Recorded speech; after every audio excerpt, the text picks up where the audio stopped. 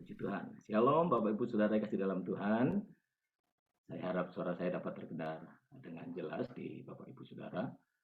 Dan sebentar kita akan segera mulaikan doa pagi di hari ini. Saya akan saya izin share screen dulu. Nanti kita akan sama-sama menaikkan satu pujian sebelum kita dengarkan firman Tuhan. Sekarang hari ini saya bersama dengan anak saya Guain akan menaikkan satu pujian dulu ya. Dia lagi PAS tapi sementara bantuin papinya dulu. Iya. Oke.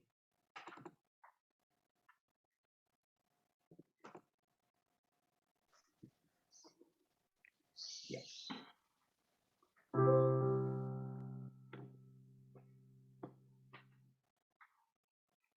Ya, kita dengarkan pujian ini Bapak Ibu Saudara ya. Saya harap alat musik saya bisa terdengar dengan jelas.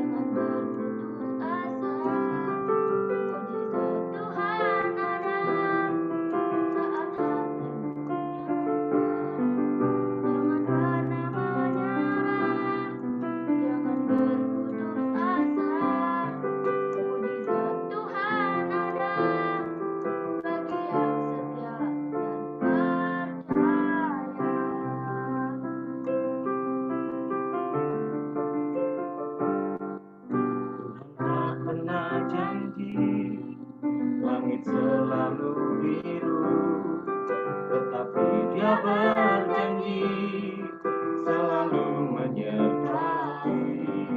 Tuhan tak pernah janji jalan selalu rata, tetapi Dia berjanji berikan kekuatan.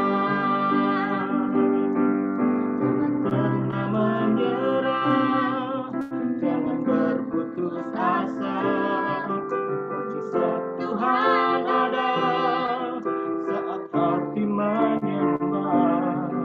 Jangan pernah menyerah, jangan berputus asa.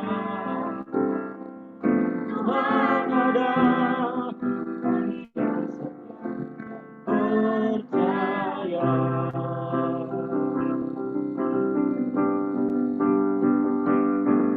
Jangan pernah menyerah, jangan berputus asa. Mujizat Tuhan ada saat hati menyembah. Jangan pernah menyerah, jangan berputus asa. Mujizat Tuhan ada bagi yang setia dan percaya. Mujizat Tuhan ada bagi yang setia dan percaya. Sekali lagi, mujizat Tuhan ada bagi yang setia dan percaya.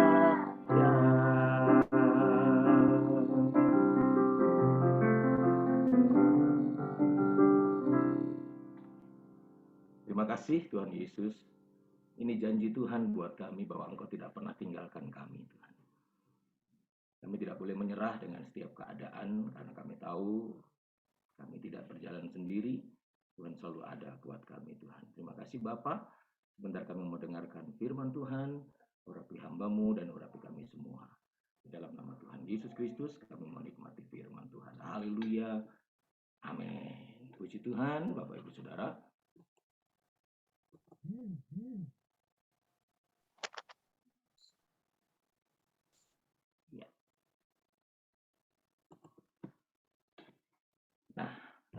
Saya ajak kita dulu buka Alkitab kita. Alkitab kita buka sama-sama di dalam Lukas pasal yang pertama ayat 5, 6, dan 7. Lukas pasal yang pertama ayat 5, 6, dan 7. Firman Tuhan berkata begini, Bapak Ibu Saudara. Ya, kita perhatikan ayat-ayat ini. 3 ayat saja dulu. Nanti Bapak Ibu Saudara juga bisa memperhatikan di beberapa ayat selanjutnya. Tapi kita sekarang konsen dulu di ayat yang ke-5, 6, dan 7. Pada zaman Herodes, Raja Yudea adalah seorang imam yang bernama Zakaria dari rombongan Abia. Istrinya juga berasal dari keturunan Harun, namanya Elisabet. Keduanya adalah benar di hadapan Allah dan hidup menurut segala perintah dan ketetapan Tuhan dengan tidak bercacat. Tetapi mereka tidak mempunyai anak sebab Elisabet mandul dan keduanya telah lanjut umurnya. Nah, Bapak Ibu Saudara kasih dalam Tuhan, ini adalah ayat-ayat awal sebelum pemberitahuan tentang lahirnya Yohanes Pembaptis.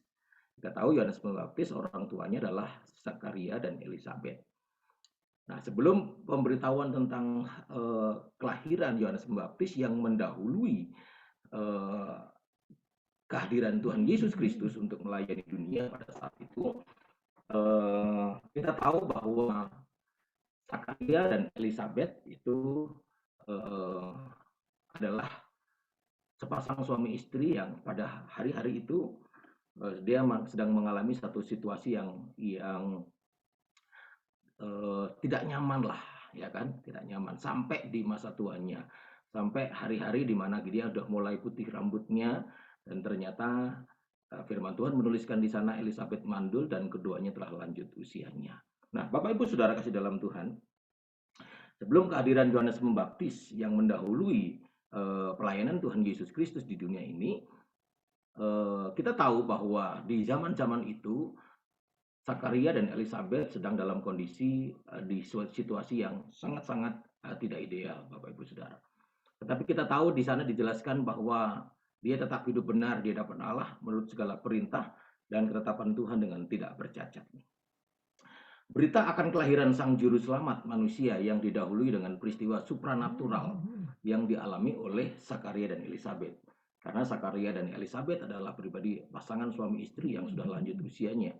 Tetapi akhirnya mereka mengalami satu peristiwa yang dahsyat sehingga akhirnya mereka boleh memiliki keturunan dan itulah yang disebut dengan Yohanes Pembaptis. Dan hal-hal yang terjadi supranatural sekali. Mereka bisa melihat dan mendengar bagaimana malaikat Tuhan berkata kepada Zakaria pada saat Zakaria menunaikan tugasnya sebagai seorang imam. Nah, Bapak Ibu Saudara, Zakaria dan Elisabet yuk kita coba lihat yang terjadi pada saat itu dalam kehidupan Zakaria dan Elisabet itu seperti apa, ya. Ada sebuah zaman di mana antara kitab Maleaki dan Matius itu ada zaman yang disebut dengan zaman intertestamental atau artinya zaman keheningan, masa keheningan selama 400 tahun, Saudara. 400 tahun itu adalah masa kekelaman buat bangsa Israel. Karena di masa-masa itu adalah masa dari sisi supranatural, dari sisi spiritual gitu ya, Tuhan tidak sama sekali menyampaikan firman-Nya. Tuhan tidak berfirman, malaikat Tuhan juga tidak nampak, hamba-hamba Tuhan yang dipakai untuk menyampaikan berita-berita tentang nubuatan atau tentang firman Tuhan juga tidak ada gitu. Suara Tuhan tidak terdengar. Sebab itu zaman itu disebut sebagai zaman keheningan, masa keheningan. Dan itu tidak sebentar, Saudara. Masa keheningan itu 400 tahun, bayangkan. Luar biasa sekali.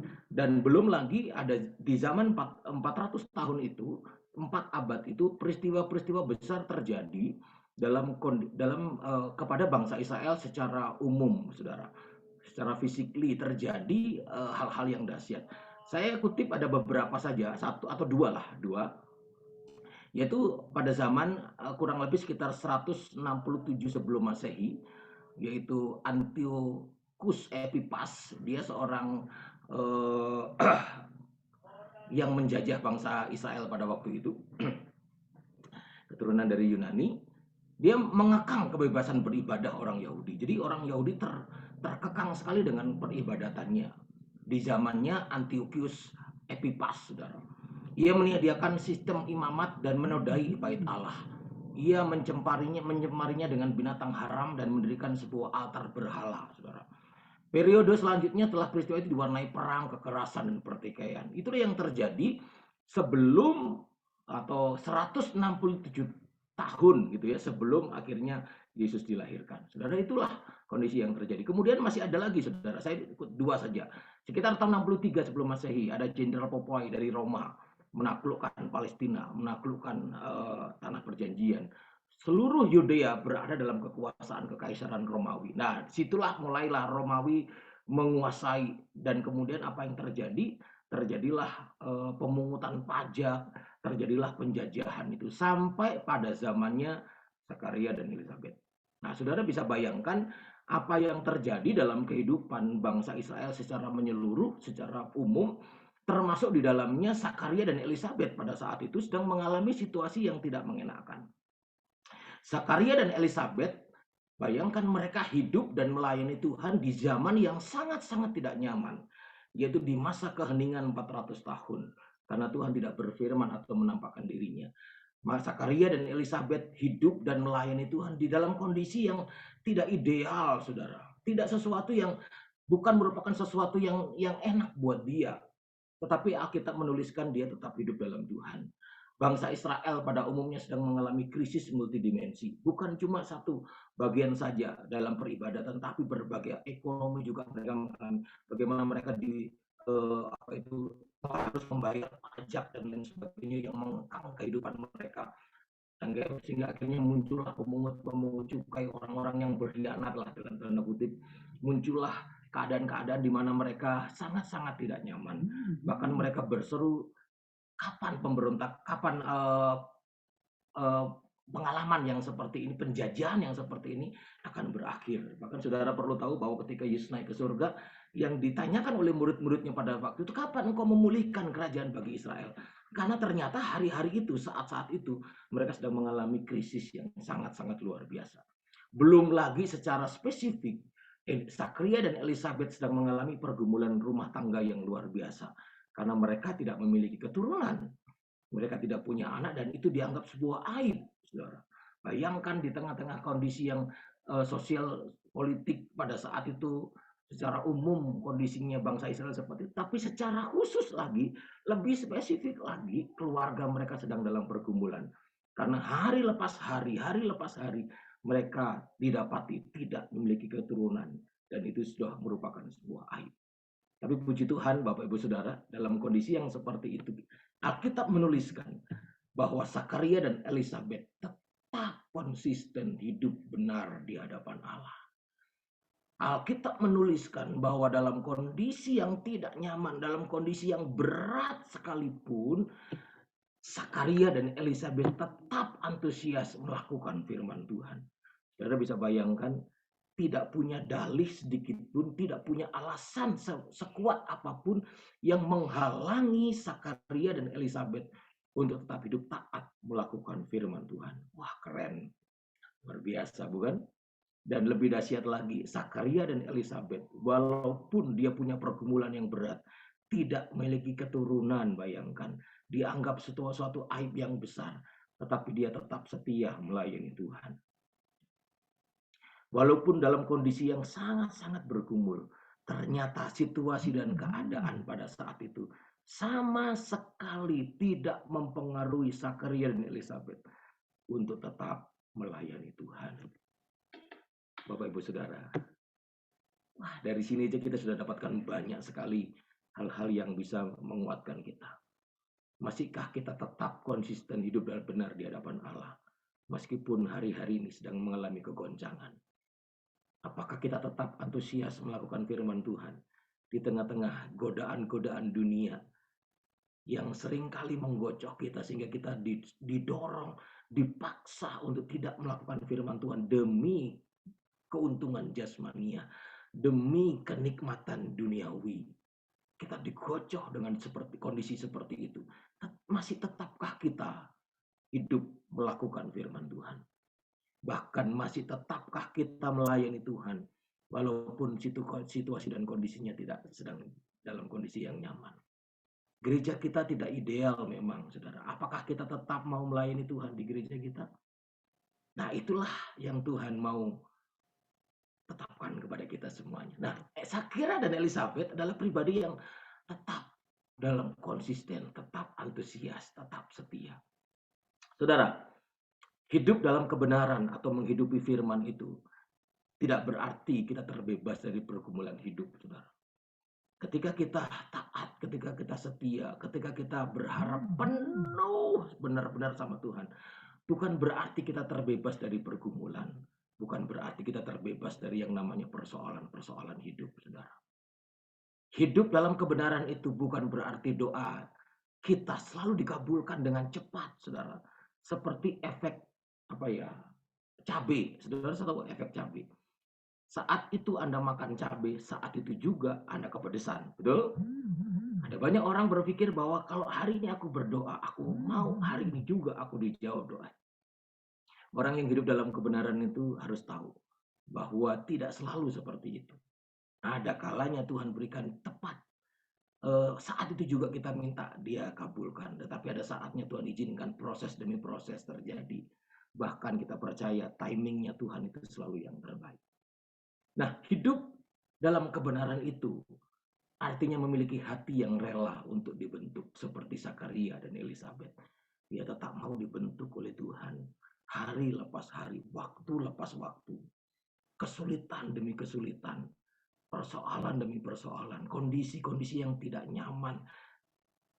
Itu membuat dia tidak membuat dia goyah, tetapi dia tetap hidup dalam kebenaran.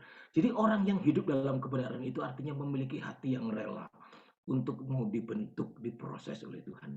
Pastikan ini sudah menjadi bagian dalam hidupmu dan hidupku. Kalau kita mau tetap dalam kebenaran Tuhan, apapun resikonya, itu adalah bagian dari cara Tuhan membentuk dan memproses hidup kita. Dan pribadi yang hidup dalam kebenaran itu artinya tetap connect dengan Tuhan apapun yang terjadi. Situasinya seperti bagaimanapun tetap connect sama Tuhan. Kita tidak bisa berkata bahwa saat kita senang kita connect dengan Tuhan. Saat kita susah mungkin, wah kalau lagi susah kok, wah dia connect terus dengan Tuhan. Tapi kalau pas lagi bahagia dia nggak connect. Anda dan saya kalau hidup dalam kebenaran itu artinya apapun situasinya. Dalam kondisi bahagia, dalam kondisi kena pergumulan, dalam kondisi harus diperhadapkan dalam sakit penyakit, entah diperhadapkan dalam situasi vonis dokter yang mengatakan bahwa, aduh, Anda terserang penyakit yang seperti ini, dan lain sebagainya. Atau mungkin kondisi ekonomimu, atau mungkin kondisi keluargamu. Saya bertemu dengan beberapa keluarga yang hari-hari ini sedang dalam kegoncangan yang besar, saudara. Sedang dalam kegoncangan yang besar. Tapi persoalannya, apapun itu, pastikan engkau tetap connect sama Tuhan. Itu bukti bahwa engkau hidup di dalam kebenaran. Nah, Bapak Ibu Saudara kasih dalam Tuhan. Hari ini Tuhan ingatkan melalui peristiwa Sakaria dan Elizabeth. Ada beberapa hal yang saya ingin sampaikan. Beberapa hal ini yang penting buat Anda dan saya. Untuk selalu mengingat dan menyadarinya setiap saat. Sadari dan ingat terus, tanamkan dalam hatimu, terus ingat terus. Sadar, dalam kondisi sadar terus. Yang pertama bahwa sadari dan tetaplah percaya bahwa semua doa kita itu selalu sampai pada Tuhan. Itu bukti bahwa Tuhan selalu memperhatikan hidup kita.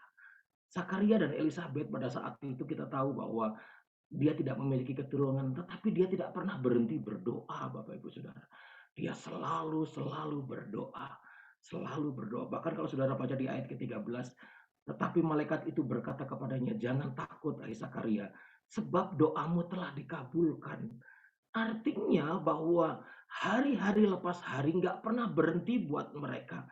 Sebagai bukti bahwa dia menghidupi kebenaran, dia selalu berdoa, dia selalu connect dengan Tuhan. Dia selalu datang kepada Tuhan, dia tidak pernah berhenti berdoa, saudara. Sadari dan tetaplah percaya, Bapak Ibu Saudara, hari-hari ini.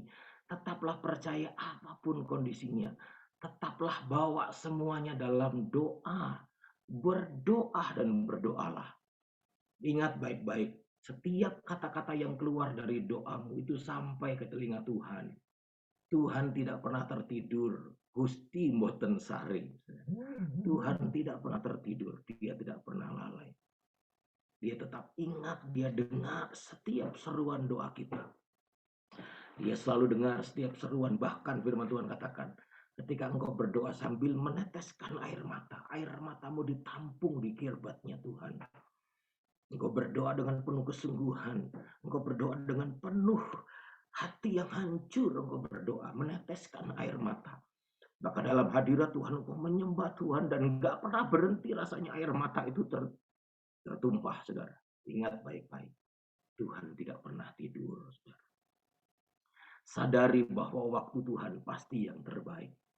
Entah itu tentang jawaban doa yang belum terjawab. Pasti suatu saat akan tepat pada waktunya. Mujizat atau solusi yang saudara butuhkan hari-hari ini. Tepat pada waktunya dia akan berikan. Sadari dan tanamkan benar-benar dalam hatimu. Bahwa Tuhan tidak pernah tertidur, Bapak Ibu Saudara. Sebab itu jangan pernah berhenti engkau berdoa. Sama seperti yang dilakukan oleh Zakaria dan Elizabeth. Dia tetap berdoa sama Tuhan. Dia tetap berkata, terima kasih Tuhan. Walaupun hari ini aku belum punya keturunan, aku tetap terima kasih. Walaupun hari lepas hari rambutku semakin putih dan semakin tua, tetapi aku tetap percaya. Aku tetap mengasihi Tuhan. Nah, saudara, itulah yang dilakukan oleh Tuhan, oleh Zakaria dan Elizabeth kepada Tuhan. Jadi inilah yang harus kita ingat dan kita sadari selalu di hari-hari yang kita lewati. Di hari-hari kita tidak tahu apa yang terjadi tahun 2022. Tetapi pastikan engkau dan saya tetap berdoa. Tetap percaya waktu Tuhan pasti yang terbaik, saudara. Ingat baik-baik, waktu Tuhan pasti yang terbaik. Nah, saudara, yang ketiga, sadari dan tanamkan dalam hati kita bahwa pegangan hidup ini adalah firman Tuhan. Anda dan saya harus terus memastikan engkau tidak bisa berjalan tanpa petunjuk-petunjuk firman Tuhan. Seperti Zakaria dan Elizabeth. Dia tetap pegang firman Tuhan. Dia tetap tanamkan dan selalu menyadari. Makanya dia tetap bisa melayani Tuhan. Dia tetap mengerjakan apa yang menjadi bagiannya. Dia tetap setia, tetap takut sama Tuhan apapun yang terjadi. Karena apa? Karena mereka pegang firman Tuhan. Mereka tetap saling mengasihi satu dengan yang lain. Meskipun mereka belum punya keturunan, saudara. Saudara bisa bayangkan, saudara, Zakaria tetap menyayangi Elizabeth. Walaupun Elizabeth punya kekurangan, dia mandul. Elizabeth pun tetap mengasihi Zakaria. Mungkin karena dia juga berpikir, oh jangan-jangan Zakaria juga yang mandul. Mereka tetap saling mengasihi, saudara. Pastikan Anda dan saya sebagai orang-orang yang percaya di hari-hari ini. Walaupun pergumulan begitu berat, pastikan Anda saya tetap kuat dalam Tuhan. Suami tetap mengasihi istri, istri tetap tunduk pada suami. Itu yang harus kita lakukan. Itu bukti bahwa engkau menempatkan firman Tuhan sebagai pegangan hidupmu. Ada banyak orang yang hari-hari ini sedang berjuang tentang bagaimana mempertahankan keluarga di masa-masa yang seperti ini. Ada mungkin tanpa disadari suami istri sedang diperhadapkan dalam situasi di ujung tanduk antara terus berjalan atau bercerai dan lain sebagainya. Itu bisa terjadi, bahkan terjadi dalam kehidupan anak-anak Tuhan. Hari ini saya mau katakan kepada kita semua, yuk tanamkan dalam hatimu, hai suami, hai istri. Tanamkan dalam hidupmu, hai pasangan suami istri. Firman Tuhan yang harus engkau pegang. Bukan keegoan, bukan persoalan, bukan apapun di dunia ini. Bukan kondisi ekonomi yang engkau menjadi pegangan hidupmu. Jadi yang jadi pegangan hidupmu harus tetap firman Tuhan. Pastikan engkau tetap mengasihi, saling mengasihi satu dengan yang lain. Tetap ada dalam koridor kebenaran firman Tuhan. Mazmur 103 ayat 17-18 berkata, tapi kasih setia Tuhan dari selama-lamanya sampai selama-lamanya atas orang-orang yang takut akan Dia, dan keadilannya bagi anak cucu, bagi orang-orang yang berpegang pada perjanjiannya dan yang ingat untuk melakukan titahnya. Perhatikan, ingat baik-baik, ketika engkau tetap melakukan titah Tuhan, tetap engkau berpegang pada perjanjian Tuhan, pada pegangan hidup yaitu firman Tuhan. Firman Tuhan dengan jelas katakan, kasih setia Tuhan dari selama-lamanya sampai selama-lamanya akan tetap menjadi bagian dalam hidup kita. Yang selanjutnya, saudara, ingat dan sadari selalu dalam hidup kita bahwa apa? Kita punya Kristus Yesus yang ajaib. Selalu ada harapan, saudara. Selalu ada mujizat. Mujizat itu masih ada. Sadari dan tanamkan dalam hati kita bahwa dalam Kristus Yesus itu selalu ada harapan. Dan mujizat itu masih ada, Bapak Ibu Saudara. Kalau engkau diperhadapkan hari-hari dalam kondisi yang sulit dan sekalipun, ingat baik-baik, dalam Yesus masih ada harapan. Masih ada pertolongan, Bapak Ibu Saudara. Bahkan masih ada mujizat yang bisa Tuhan nyatakan dalam hidup kita. Sama seperti Sakaria dan Elizabeth, walaupun usia sudah lanjut, walaupun mungkin dia berkata bahwa secara fisik aku nggak mungkin bisa punya keturunan, tapi ternyata masih ada harapan, Bapak Ibu Saudara. Ternyata masih ada mujizat yang terjadi, Bapak Ibu Saudara. Oleh sebab itu saudara, ingat dan sadari selalu dalam hidupmu dan hidupku sebagai orang-orang yang percaya. Ketika engkau terbentur dengan pergumulan, terbentur dengan persoalan, terbentur dalam situasi yang sulit dalam hidupmu, pastikan engkau tetap pegang firman Tuhan. Hidup dalam kebenaran. Karena orang yang hidup dalam kebenaran sama dengan orang yang hidup di dalam Kristus. Selalu ada harapan. Orang yang hidup dalam kebenaran Tuhan selalu ada mujizat. Amin, Bapak Ibu Saudara. Pastikan engkau tetap ingat dan selalu menyadari. Sama seperti Sakaria dan Elizabeth. Firman Tuhan dalam Mazmur 121 berkata, nyanyian siarah, aku melayangkan mataku ke gunung-gunung, dari manakah akan datang pertolonganku? Pertolonganku ialah dari Tuhan yang menjadikan langit dan bumi. Ia takkan membiarkan kakiku goyah. Penjagamu tidak akan terlelap. Tuhanlah penjagamu. Sesungguhnya tidak terlelap dan tidak tertidur penjaga Israel. Tuhanlah penjagamu. Tuhanlah naunganmu di sebelah tangan kananmu. Wah, dahsyat saudara ya. Luar biasa. Pastikan engkau selalu hidup dalam kebenaran. Pastikan engkau selalu ingat dan tanamkan dalam dirimu dan diriku dalam hatimu bahwa Tuhan yang kita sembah yang selalu memberikan harapan kepada kita dan mujizat itu masih ada. Yang terakhir Bapak Ibu Saudara, ingat dan sadari selalu dalam hidupmu dan hidupku sebagai orang-orang yang percaya. Sadari bahwa kita adalah pelayan Tuhan yang harus tetap melayani Tuhan apapun situasi dan kondisinya. Pastikan engkau dan saya situasinya memang tidak ideal, tidak nyaman dan sebagainya. Tetapi tanamkan dalam dirimu, aku harus tetap melayani Tuhan.